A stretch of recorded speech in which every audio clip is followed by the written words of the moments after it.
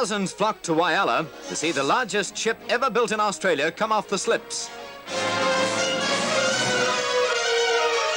The 32,000-tonner, named P.J. Adams, represents something like 2 years' work for the shipyard's 1,400 employees, and they're proud of her. They're especially careful as the Ocean Giant is readied for the launching.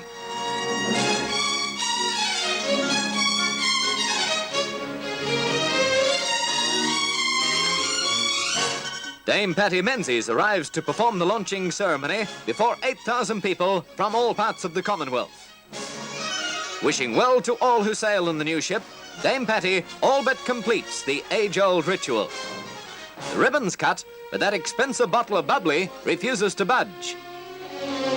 Some onlookers offer a few suggestions, but finally a dockyard employee comes up with a solution. It's to take quite a bit of juggling before the bottle's free to crack against the P.J. Adams bow.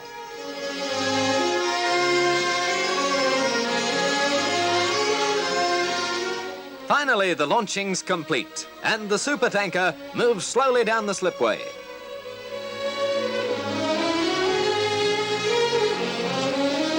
However, she's more than a fine addition to Australia's merchant marine, for the building of the P.J. Adams has added a new dimension to Australia's shipbuilding industry.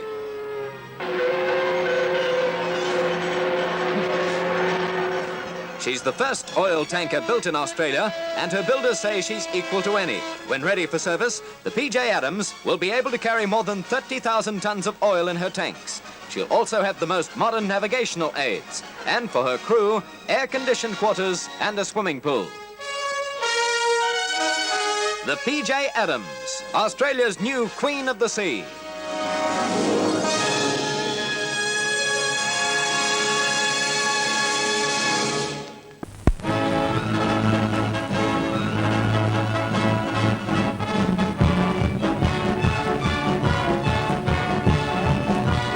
Opening day of the Victoria Racing Club's Melbourne Cup Carnival at Flemington, the biggest and richest racing carnival in Australian turf history.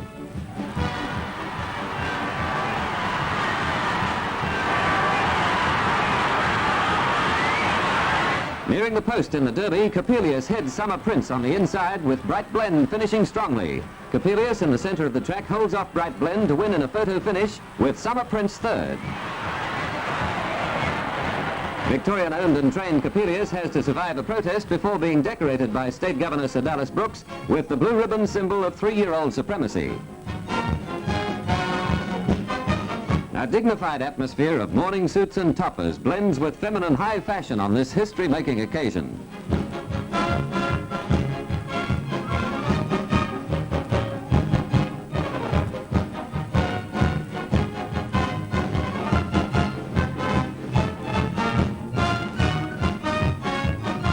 There's a fashion competition held in conjunction with the carnival, and the judges certainly have a pleasant, if not difficult, task on their hands. In the saddling paddock, another splash of colour as starting time approaches for the 6,000 pounds Cravenay Stakes.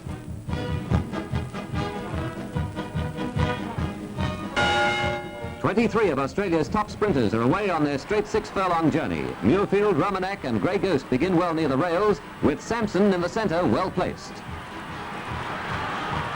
As the field settles down, Salt Plain leads Montebianco on the rails, with Samson next on his outside. Grey Ghost, racing in the Duke of Norfolk's colours, is close up, while on the opposite side of the track, Our Cobber, My Peak and Rush By are going well.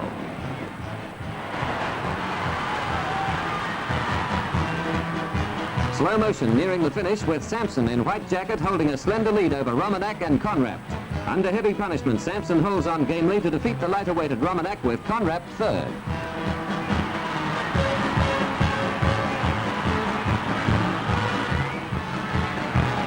The Cravenay Stakes gives jockey Arthur Ward his first major success since returning to the saddle following injuries sustained in a race fall several months ago. Mr. A.H. Fall congratulates Samson's connections, and there's a pat for one of the nation's most versatile gallopers.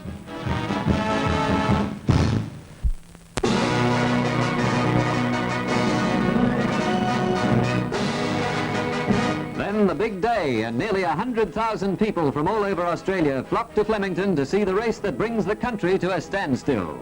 Sir Dallas Brooks is met by the chairman and members of the Victoria Race Club Committee, men who have worked since last year's Cup to make today's event even bigger and better. It's a race that spreads Cup fever in Australians and in visitors from overseas as well.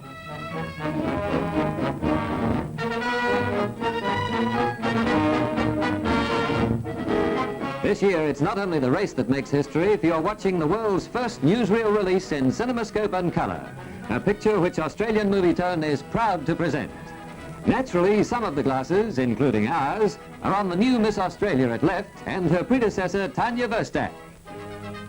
But now, it's just on starting time.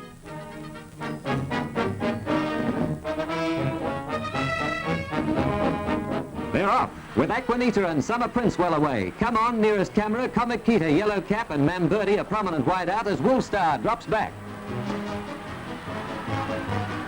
The grey Dalriada heads Summer Prince on the rails as jockeys battle for positions. Even Stevens with the gold jacket is lying about 7th.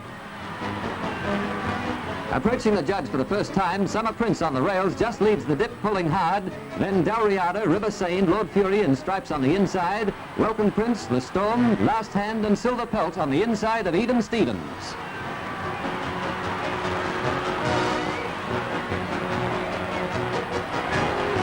With about 3 furlongs to go, watch on the outside for a fall.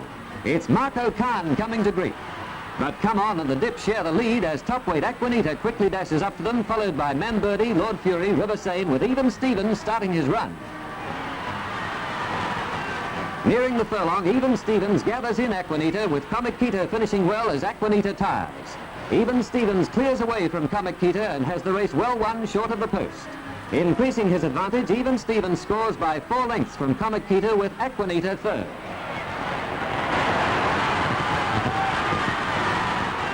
Even Stevens becomes only the 5th horse in history to complete the Caulfield Melbourne Cup double. His owner refused an offer of £25,000 for the horse just before the Cup. Jockey Les Cole shares the honour, winning at his first ride in both events.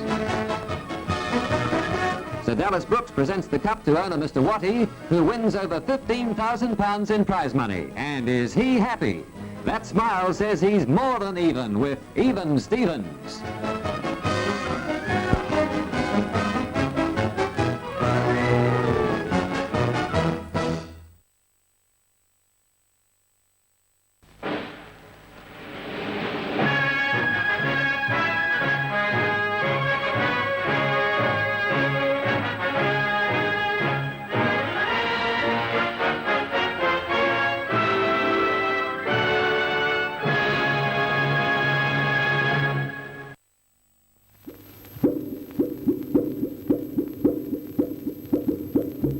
You've heard of High Street Africa? Well, here's its Australian counterpart, Tennant Creek, a tiny stopping place along the road to Darwin. Our cameraman tells me the royal visit was the first time in the creek's history the pubs have been closed. That wasn't the only preparation, though. The Queen and Prince Philip spent half an hour here before continuing their journey north. With the thermometer around 108 degrees, fly swatting was everybody's problem. On to easy-going Darwin, the most northerly and remote of all the state capitals. The climate here is definitely tropical.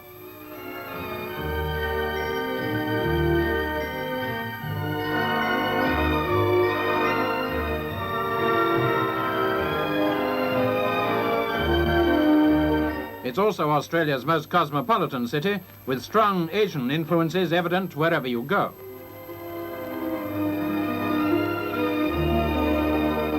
There's quite a large Greek element, too. The royal visitors attended a corroboree held traditionally just before the start of the monsoon, or the wet, as it's called hereabouts.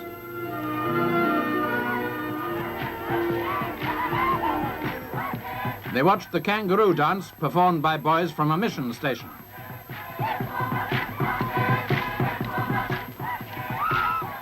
These Aboriginal dances are a direct link with prehistory. They illustrate a tribal life which remained undisturbed for many thousands of years. Another memorable highlight, a rodeo at the Darwin Showgrounds. Quite a show it was, too.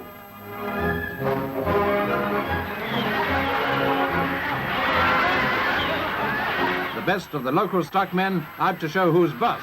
As far as we can see, the horses are. Watching these Australian broncos is not surprising.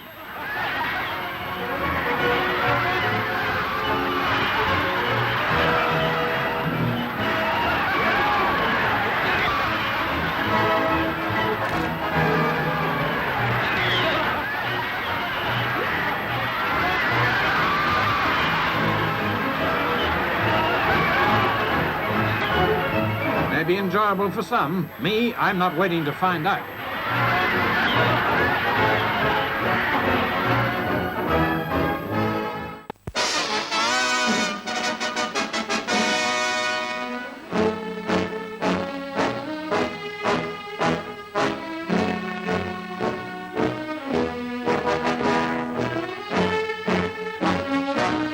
Her Majesty the Queen is pleased to confer upon her Prime Minister, Robert Gordon Menzies, the knighthood of the most ancient and most noble Order of the Thistle. A significantly high honour, the personal gift of our monarch to a distinguished Australian. A career which summed up spans 35 years in politics and a record term as Prime Minister.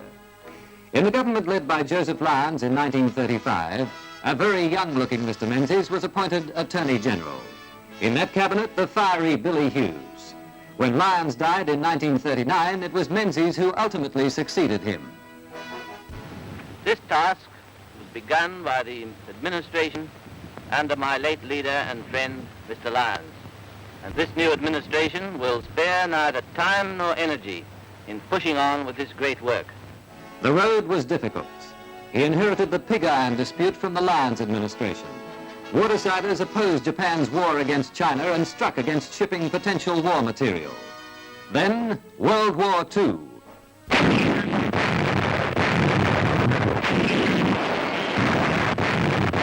The Commonwealth faced a grim participating role. We can't be beaten except by ourselves. We can't be beaten except by disunity within our own ranks, by the occasional ugly act of treachery within our own ranks. Cabinet began the task of initiating Australia's war program. Within months, expeditionary forces were raised, trained and headed for the main theatres of action. It was decided that Prime Minister Menzies should gain first-hand information. The principal AIF contingent was engaged in the Middle East under the command of General Blamey, later to become the first Australian to hold the rank of Field Marshal. As many of us, including Mr. Menzies, recall, these were times of almost continued reverses for the Allies, and many diggers paid the supreme sacrifice. There was a visit to the ill-fated HMAS Perth, later to be a casualty of the war which had by then come much closer to home.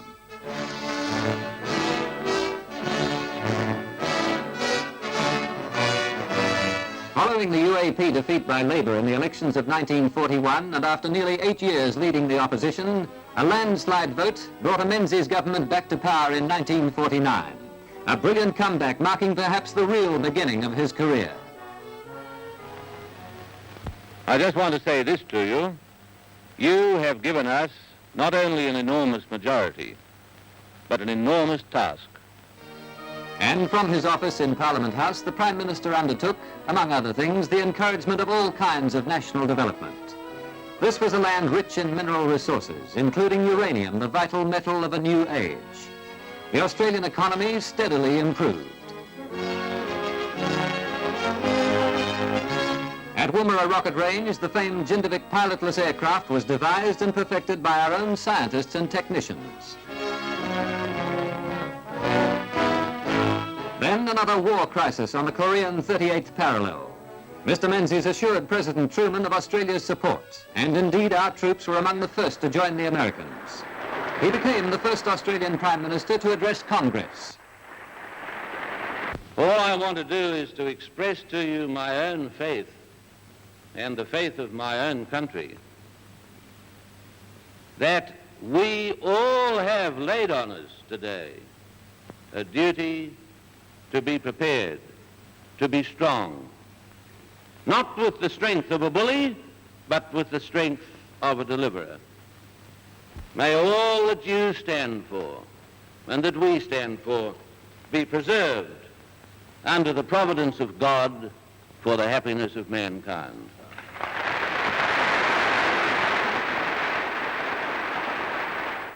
Largely due to Mr. Menzies' representations, the first royal tour in 1954 by a reigning monarch. An ardent royalist, the Prime Minister emphatically believes in loyalty to the throne.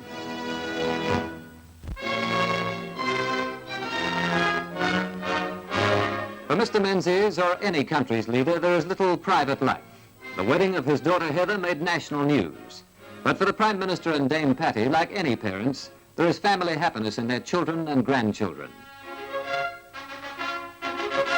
London, 1956, and a meeting to discuss a possible solution to the Suez crisis, with Britain's Prime Minister Anthony Eden and Mr. Menzies in critical roles. Appointed by the International Conference, Mr. Menzies led a five-nation committee to place proposals before Egypt's President Nasser. It is most certainly to our Prime Minister's credit that he was entrusted with this difficult mission. None but his most vehement detractors could deny that he acquitted himself with dignity and purpose. Later at the White House, Mr. Menzies was to talk personally on the situation to President Eisenhower, who publicly expressed the thanks of the American people. Back home, more progress and expansion as vast national projects began to reflect the growing pace of Australia's development. Though not necessarily the initiator of some of these projects, the Prime Minister and his government have been solidly behind those schemes of benefit to the nation. As the world entered the nuclear age, so did we, and in such practical form as to assure our future position. And Dame Patty, always an inspiration and a distinguished citizen in her own right. 1962, and Mr. Menzies adopted a firm stand in discussions with Prime Minister Macmillan on Britain's entry into the European Common Market. Talks also with President Kennedy on this and other issues vitally concerning our two countries. Recently, national concern as the Prime Minister suffered a brief spell in hospital with a painful but happily minor stomach ailment. Certainly one of his greatest personal interests has been cricket. However, even with Sir Donald Bradman leading the Prime Minister's 11 against the MCC, it was the visitors who won the day. But as the saying goes, you can't win them all, and few have learned this lesson better than Sir Robert Menzies. Today, the motto of the Order of the Thistle perhaps sums up the character of the man. No one provokes me with impunity.